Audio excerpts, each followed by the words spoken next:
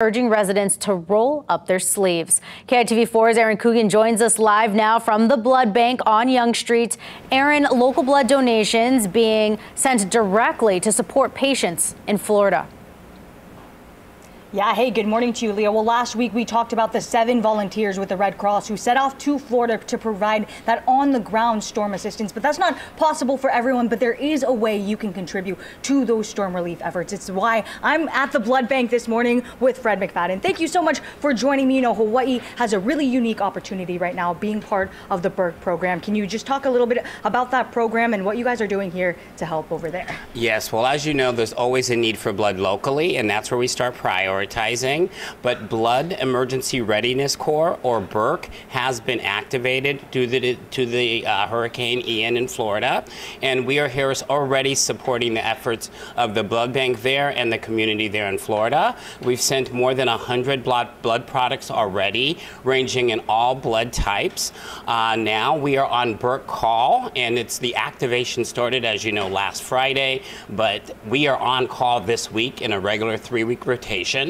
So we have O product additionally that's going to be available for the community there as needed. Such an essential need, blood always, but especially in those emergency situations. In BERC, a really great program to be involved in, because if something happens here, we reap those benefits as well. Absolutely. It's where communities support each other. Now the need is in Florida and in the southeastern United States, but we know what hurricane damage does locally as well. So should it ever be needed here, we're part of a broader community that's helping each other. You know, and this isn't the first time we've sent blood to places in need. I know we were talking about this just a little bit ago. How is that technically behind the scenes, you know, getting that blood product to somewhere as far as Florida?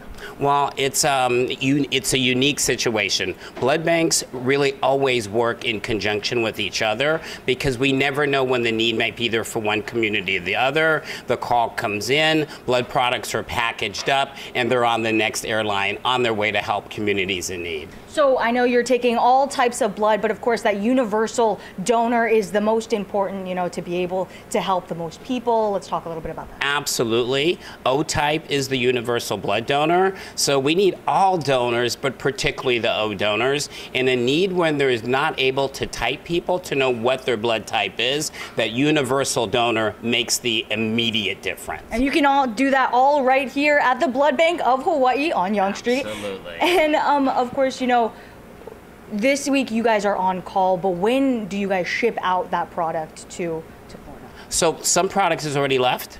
Over the weekend, product did go to Florida. Right now, we are holding product and will release it as needed. As you can imagine, we don't want too much to hit at once. Some of the airport situations are challenging there, so they ask us to stagger and send it on demand, shall we say.